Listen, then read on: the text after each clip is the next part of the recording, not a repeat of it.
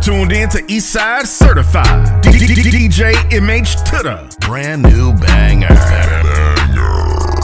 Exclusive hot. Burn those cockroaches!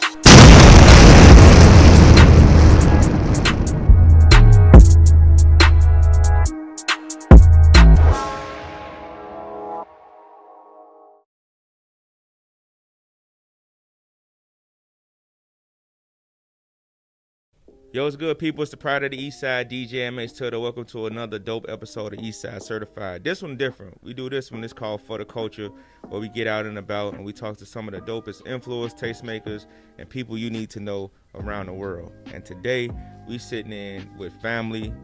I met Mo about, it seemed like I know Mo like 15, 20 years, but honestly, it's probably been, what, maybe 3 years, something like that.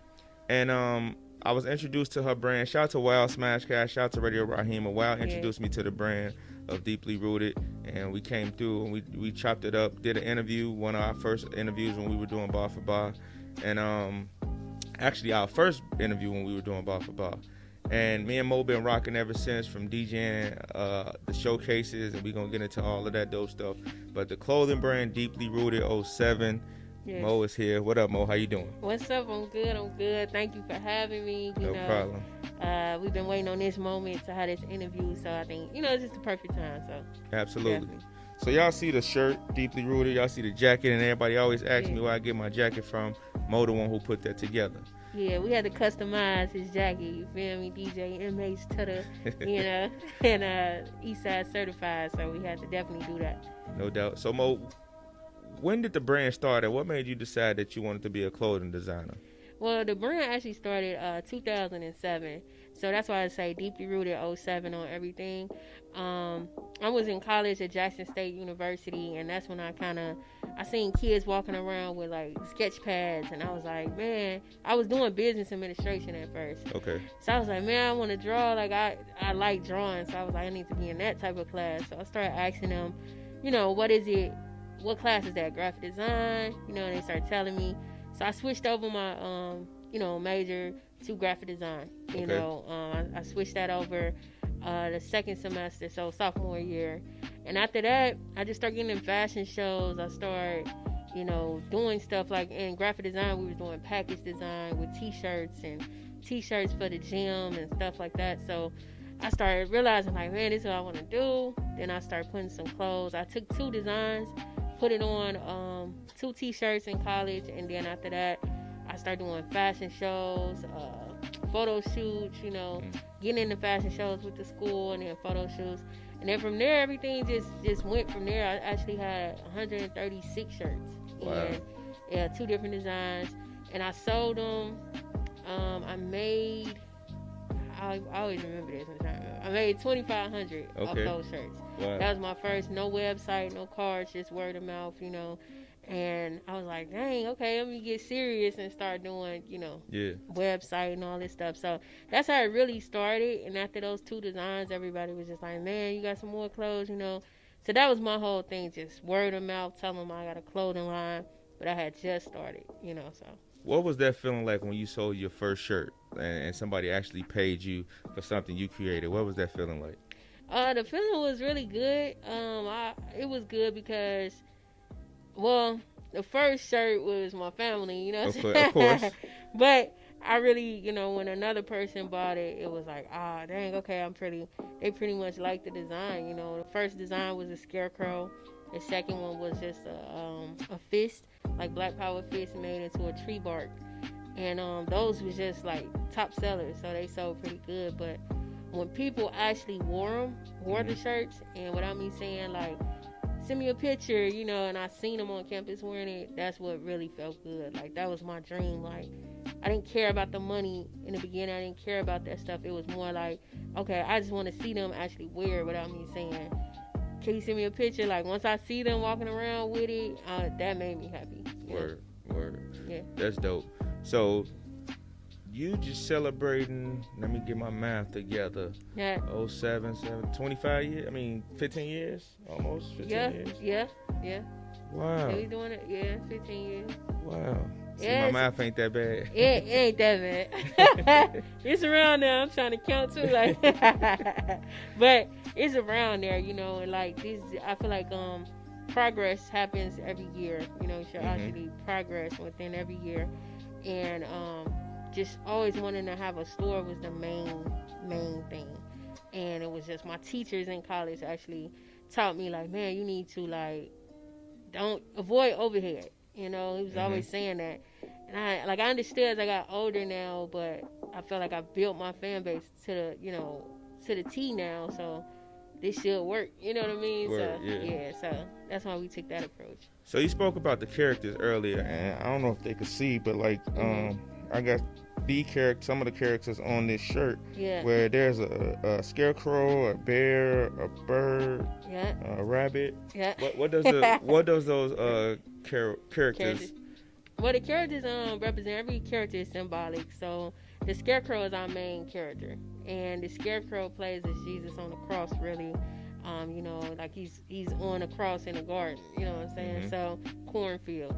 So I wanted that because Deeply Rooted is all about overcoming the struggle through divinity.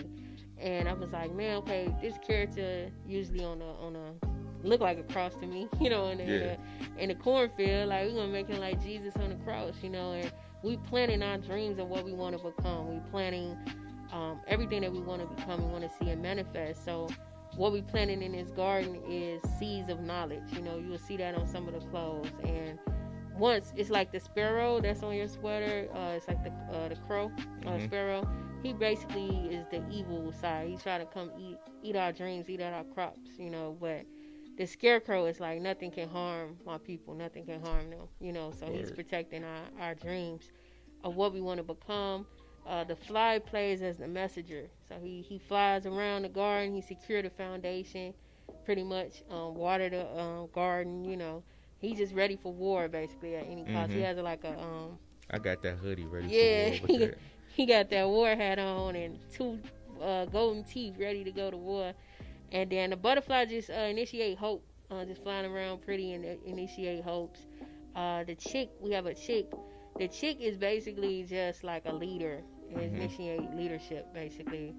The bear, I just love teddy bears. I threw the bear in there. I was trying to see, do a bear work in the garden, you know, but I just threw him in there because, like, I love teddy bears, and the teddy bear represents strength, though. It's about trusting your instincts, you know, trusting your instincts and believing in yourself, you know what I'm saying, but having that strength, you know. So that's what that one means. I think that's all the characters, I believe, so far. It's a couple of them, but we try to do something different than other brands, though. Like, I never seen nobody with a Scarecrow. I never seen anybody with the chick. I know Fashion Geek got the duck, but it was like, man, let's do something different. The Scarecrow was different to me. I feel like everybody used an animal to represent, like, a cool. He got the fox, you know. So I was like, a Scarecrow, that's different. I don't think nobody using that. Let's go with it, you know. So, and I just created that whole story line behind it. I'm a deep person. I do poetry and stuff, so it was easy to put together a meaning. But basically, I wanted to just touch what's happening in the world today. So, like, even that sweater you have on right now, that was us showcasing what deeply rooted money would look like. Because I started thinking about the pyramid of the money circle and the lower class, upper class, and how, you know, we're still, if we're the lower class, where do our money go? To the upper class. And if the upper class making money, where their money go? Like, it's staying in their pocket because it's not going to, you know what I'm saying, going nowhere else. We helping the upper class. So I just was trying to make people understand and see, in a way, what's happening in the world, but I try to portray it through my messages within the clothing. Dope. Yeah. Dope. So what's been the hardest part about establishing a brand? I would say the hardest part is a team. Having a team that's dedicated just like you. I would say that again. Man. Having that team, you know, that's dedicated just like you. But in the beginning, it was my two sisters, my brother. Then I had one illustrator I started with, and I met him in high school. Drawing. He was drawing and stuff. And that was us in the beginning, 2007. Until now, of course, my family's with me, you know, my sisters and my brother, but everybody has their own profession and what they do. And so They still do their thing, but like if I had questions, they'll be like, okay, they'll answer the questions. But Yeah. as far as the illustrator, we kind of moved on or parted ways now, but I just think patience is very important within people and having to understand and trust the journey. And like even with that, I feel like I think that was like I would say we knew each other for at least 12. I would say 12 years or something. He's been working with me for a good period of time. So that was like, dang, okay. So now it's just like even embarking into the new year, just trying to have a set team. But I want people that's dedicated, but people that's as hungry as me. But sometimes like people that I don't even know, that I think it would just be better maybe that way. And then they work in this field. So if there's someone that's illustrator, I'm hiring him as an illustrator, or this person does, color schemes. I'm hiring this person, and it's just to take a little bit off of me, because in the beginning I always wanted to do everything, because I feel like as a designer or owner, you should know how to do everything in your company and get your hands dirty. But it's a certain point where you do sit back and enjoy. And I feel like now I'm at that point where I can sit back and kind of enjoy a little bit, but at the same time, I'm open now to have people work for me than me actually doing everything, because now I'm venturing out into more things to, as we get older, you want to, you have things you want to accomplish. So it's more things I'm trying to get to. So it's like, okay, you got to have somebody in place or working here if you're doing this, or, so just creating that team, to answer your question. No, I get it. Having that dedicated team, because anybody can say, oh, yeah, I want to be a part of the team and hire me or whatever for a check, but if they really dedicated in it and passionate in what they do, they'll stay, and they'll show that within their work. Absolutely. Yeah. So let's switch gears a little bit, Mo. Okay. Let's talk about garden arts management. Right? Okay. So how did you get into managing artists? And we put together the deeply rooted. My mind just took a blank. The showcases. Yeah. What was we calling those showcases? Oh, look, now I'm blank. We was no, I didn't mean Rock the mic with soul. Yeah, rock the mic with soul. Yep, and rep your showcases. culture with Lady J. Yeah. Music always been a part of mine. As I always wanted to, I just like freestyling, and when 106 in Park came out, then I think I would battle my twin, and she would always beat me. And I'm like, nah, she ain't beat me this time. So I started studying how they would do Freestyle Friday and how they deliver and all this stuff, and my terminology got better, because I would just sit in front of the computer just rapping, and then I got better and better as I went. And it was this group called Vice Versa, actually. They was at the I forgot the name of the center, but they was doing poetry up there. Okay. And actually, I met them, and I was like, man, they dope. And it's the first time, like, they liked my energy, and they was like, you should manage this. And I was like, I ain't know nothing about managing, I just know I love music, and so I took that. I was like, let's try it, So I started managing them. I felt myself doing more, I feel like, than what a usual manager do. Almost like how labels are, Yeah. They felt like my kids or something like that. So I just got into it that way, and I was managing them for a good amount of years. I think it was about 4 years. Then we branched off.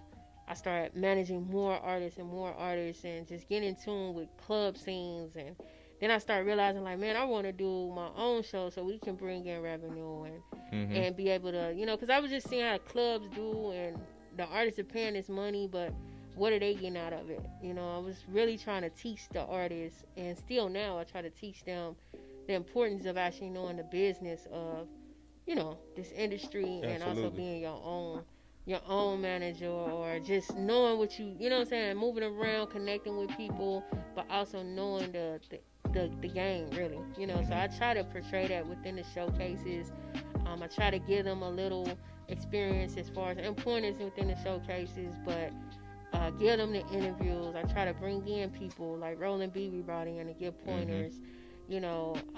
Next year though, I think I want to do more of like it's like artist development. I'm trying to make the shows like an artist development field, but actually make them feel like they're getting more out of it as well as performing, but they're learning in the same token. Because at a point, remember, we was doing freestyle. Yeah. So I would take, it wouldn't be like written or anything. It would be more so like something that you, I mean, it'd be something that you already, your music, you know. So it's just making them think on their feet, you know. Yeah. Making them think on their feet. That's dope. So, so you've been managing for a while. You've been doing the showcases for a while too. What should an artist, and I don't want to make this about an artist because it's always about you, but when will an artist realize that he needs a manager? Like, because I know I hear a lot of people say that all the time. I need a manager, right? So when should an artist really look for a manager? I think when they actually put in the work fully, you know, because I think artists look for managers to do all the work for them, or feel like, oh, they should run my social media, they should do this, do that. I just feel like people have to put in work. You know, when people actually see you put in work, then they actually don't mind helping. Actually don't mind stepping in. And I've learned that with artists that I manage, because they didn't have things together, but I did, or I did it for free, or my time was, you know, and just still the seriousness wasn't really there, as I would say. But I would say, to answer your question, I would say, like, they have to put in the footwork first, get the numbers up themselves first, then they can come say, like, then see where you actually need help. If you haven't tried yet, it's like, you know, where do I come in at? You know what I'm saying? So come to me with something, so I can at least see, like, dang, okay, you got this, you got that, okay, now I can take you to this level, or people that I already know that's ready, you know what I'm saying, like the LA Reid camp and all that stuff. They ready to move with certain people, but you have to have numbers, so have something to show, basically. Then if you can't do stuff on your own, because when your numbers is there like that, you're gonna need a manager. Now you're gonna need, because now you need to converse with the business people. You may not know how to speak business, you know, so like now, but when you come with nothing, it's hard to try to get you to be in the business or talking to business people. And usually artists stay ready to go right away. It's like, you don't have nothing to show yet. That press kit is everything. Those numbers are everything, you know? Facts. Yeah. So let's get back to Deeply Rooted. So over this past summer, we did an event giving back to the kids, back to school draft type event. What's the importance of community to you? And one of the things, and I wish I started to bring a bunch of my Deeply Rooted pieces that I got, right? And one of the shirts that I think is important, and I love wearing this shirt, it says, don't blame the child, blame the community, or something like that. Yeah, don't. It's cool. You almost got don't blame the youth, blame the village. Yeah, that's what it is. Yeah. That's what it is. It was deep, because it was just, you know, the thought process of it goes after the it take a village to raise a child. And it's true, like, don't blame the youth, blame the village, you know, because we like to, like, man, these kids out here doing this, doing that. But it's important for us to teach that, even as parents, and, you know, it's instilled as we move around, you know what I mean? Yeah. Deeply Rooted, though, was created to serve as a support system for disadvantaged youth and families originally. So with the mindset of doing stuff in the community was always the thing. You know, I just knew I had to position myself first in a certain, you know, area first, as far as like funding and things like that, to even give back to the community like I wanted to. So the going back to school event, that was the second thing we did. The first thing was the homeless. We had like big care boxes, packages. We went out to Tent Town and gave them a lot of packages. We even went to McDonald's and got a lot of burgers and stuff like that, and just, you know, went. You know how they be laying under the viaduct and all that. We was out there giving them fleece sweaters, and, you know, it was after Christmas last year. Okay. You know, so like this year, I suppose we still do it, but I wanted to really do something with the kids, just the COVID stuff though. But we're still gonna do what we're going to do is, you know, as far as for the community. But I think next year is gonna be great. We were speaking about this. I wanted to do a carnival. I always wanted to do a carnival. And I spoke to River Oaks, and it was just like, well, hopefully next year is better, like, and that will be great to bring it back. That whole parking lot feel we can use, you know. So I was like, cool, let's do it. You know, if we can do it, perfect. So I'm on top of that, because I really want that to happen, and it'll be for everyone. But I'm just trying to do things really trying to think about things that we didn't have growing up, or or that we did have and they not portraying right now. Yeah. You know, they don't have it right now. So let's do different things. How can I make things totally different, like, but still get back to the community in a powerful way, you know? Dope. So my next question, Mo, is it's a guy or a girl, they just started a t-shirt brand, and you know they pushing their brand right now. What keeps you afloat and not worry so much about your competitors, and what's helped Deeply Rooted sustain its stability for so long?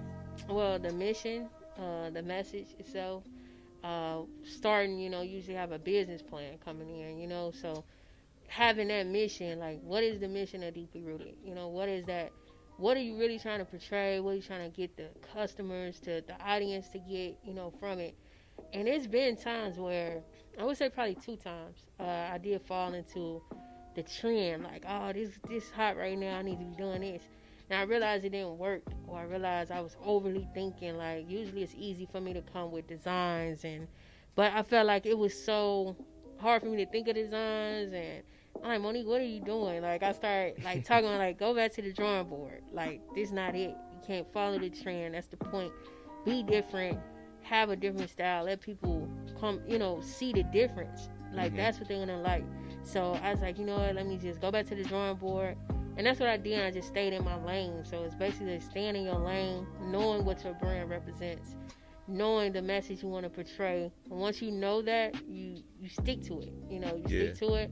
And once you stick to it, you good. Like, because, like, again, Deeply Rooted is a storyline. It could be so many things, books, all this. It's so many things that's coming next year, but it's so many things that's part of what we're doing. But it's like it trickles on a lot of stuff as far as the culture go. Yeah. Like, we all deeply rooted within our own culture. It don't matter what race. And people feel like, oh, deeply rooted as just African American, you know. But of course, I'll tackle my race first because I know it well, you know. Yeah. But at the same time, everybody's rooted within their own culture because of the principles, which is bearing struggle and pain. Like, we all go through struggle. Facts. We all go through pain. And while we're going through that, what we're doing, we're burying it. We're trying to overcome it, hopefully. Some people content, you know, and they struggle, but absolutely, you want to overcome it, you know. So to get back to your question, like, it's just based off the message you want to portray, staying true to your own brand, staying true to what you created originally the first day, you know. So that's why I keep everything written down, too. And I go right back, like, years back, and go back and remember, like, dang, okay, this what was said, right? It just kept me back on focus, you know. But you'll realize when it's not for you, if you're trying to do other trends, it's not going to really sell people. You're going to feel all over the place, and people are going to look at it like, how did this even connect with Deeply Rooted? You know, like, how is that even? So I try to just stick to that. And like you see, it's more agriculture feel, garden feel. And I feel like I've reached a certain point with the quality. I'm glad about the quality now. You know, progression, you know. But I feel like next year I want to capture you actually being patched up like the Scarecrow. I want you to actually feel like you're a part of this garden. You are a Scarecrow, but still fashionable, you know? Dope. Yeah. So how did you come up with the name Deeply Rooted? Man, really, my brother came with the name. I was going to call the brand Solstice. My rap name was Sister Soul. So Okay. Then I was in college and I seen this car named Solstice. I'm like, no. So I stopped. I was like, nah. Then I think Diggy Diggy Simmons' brother, they had a line. It was something with soul, something, but it was more like stars, astronomy and stuff. And I was kind of into that at first because I seen that. And I was like, nah. Then my brother is like, Deeply Rooted. And I'm like, it just seemed so long to me. I hated saying it, like, deeply rooted. And then I was like, all right, I'll go with that. Then I start really thinking about, like, okay, what is deeply rooted? You know, what will we portray through this? You know, and so I started thinking deeper into stuff. And honestly, though, I had a dream. And my mom, you know, she passed 2010, but she came to me in my dream. Wow. Yeah, and she was telling me, like everything the brand should represent, what I'm telling you right now. The name of it. I mean, not the name of it, but what the meaning should be. You know, and it all came from that dream. And from there, I was just like, man, we're going to go like that. It's all about the struggle, the pain, overcoming, you know. And so it all stuck to me what she said in the dream, and then I went from there and just start creating this illusion of a garden, start creating this illusion of the characters. Like, okay, what characters will we see in this garden? Like, but something that's not out. You know, we drew the Scarecrow over probably like 4 times over and over. Like, I didn't like it at first. Then finally we had something. Then it was the teddy bear. We had the button on his face, but everybody was using that button. So it was like, we gotta do something where they know it's our character. So we start putting a leaf, which is in the logo originally. It's 3 arrows. It's 2 arrows at the bottom and 1 at the top. So I'm saying life could take you this way or that way, but the only way to go is up. So it all connected. It all played its part, you know. And so each character has that leaf patch. I think the fly is the only one who doesn't, but we may switch that up. But basically, you know our characters now. Leaf, you know. Facts. So what's next? Man, so next, really, you know, one, I always wanted to be a chef. Let's just say that. Okay. So wait, you cook? Yeah, I cook. Turn over more. You know what I'm saying? I cook, man. My mom used to do baking, like cakes and stuff. And so when we was in high school, I was doing cookies and stuff, and she taught me that, so that went well. But we always had a pizzeria, like every birthdays, we have pizza. Like, she'd make homemade pizza, and I was like, man, we need to have a restaurant, you know. But I always wanted to do that. I was going to do that first, but I didn't want to. I got accepted to Le Cordon Bleu, but I didn't want to like do 2 years and go back and try to do 4. Like, it was only a 2-year school, so I was like, you know what, man, I thought I needed that degree to be a chef, and I realized I didn't. So I was like, man, you know what? Next year I'm gonna get my full license. I'm gonna start like just catering though. I'm gonna start it from the crib, you know, the house, just catering, and then probably move it to the food truck. You know, let that build the funds, get the fan base involved, then do the food truck, then move into a restaurant situation. You know, but then that's that, and then next year. Wait, if you need a taste tester. Hey, I'm actually gonna do. I was like, man, I just want to get the license first, just to do the stuff the right way, and then actually set something up here and do something, you know. And this store though, still in between if I want to keep the store here, the location wise, but definitely for now, yeah. But next year I'm trying to really buy a building, like family based. We are. And instead of renting, I've realized, like, I want leverage, you know what I mean? And renting to just give it to somebody, and it's like, you working hard to get it, and it's going away, you know? So I want leverage, you know? And I'm just like, it's time to just have our own stuff now, and let's create the foundation. It's my first time telling you this, but yeah, like, let's create a building, a foundation of things, one-stop shop that people really need, but the serious things that people really need. You know, from like pharmacy to doctors.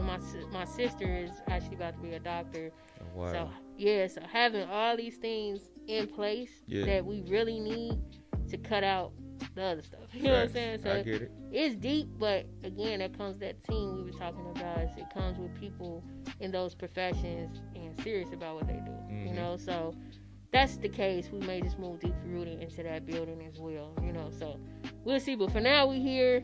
But also, the catering thing, that's first.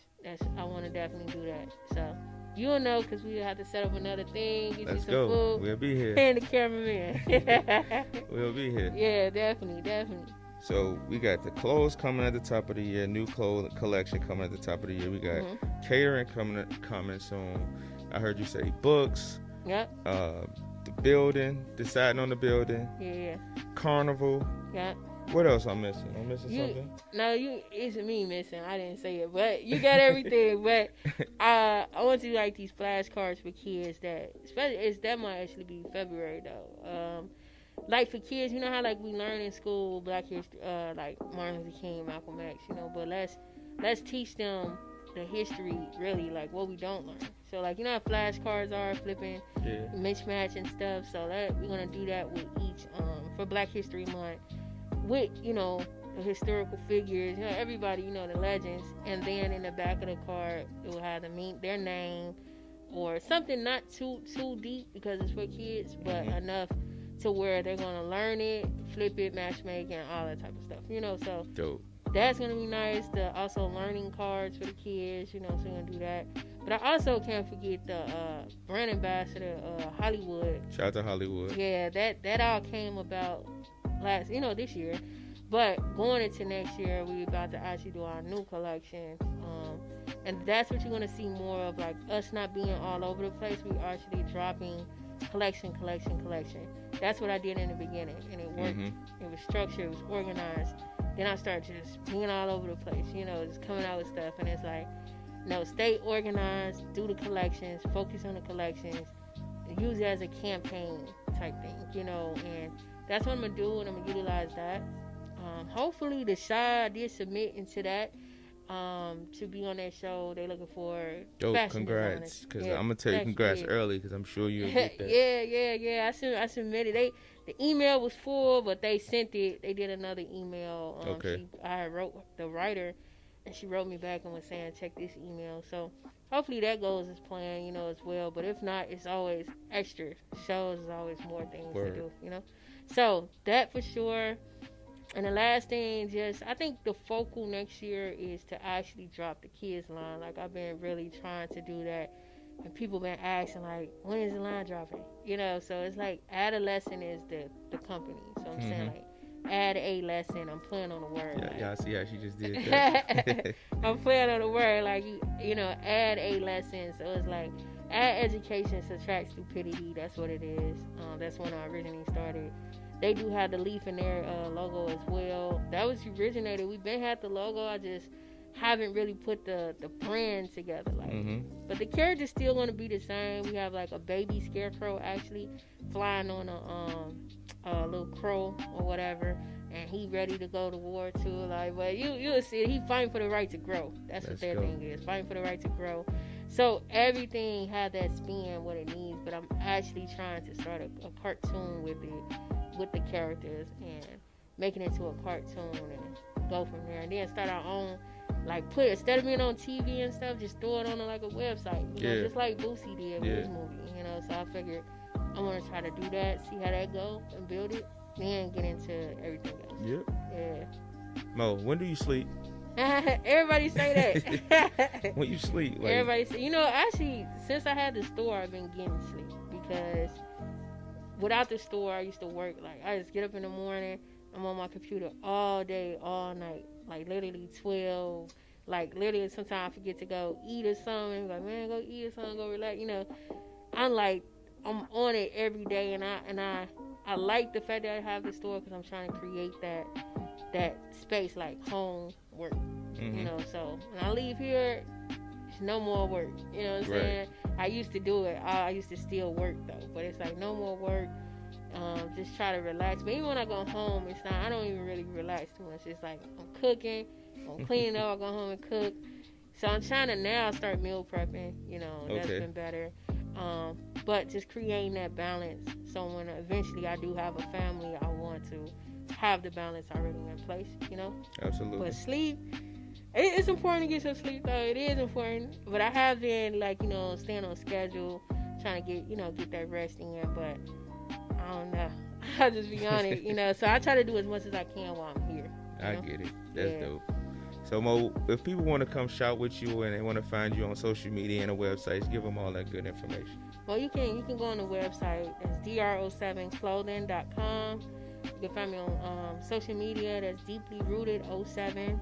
You can also come to the store and shop at 7000 Southwest Highway, Chicago Ridge, Illinois 60415. Of course, the business is Deeply Rooted.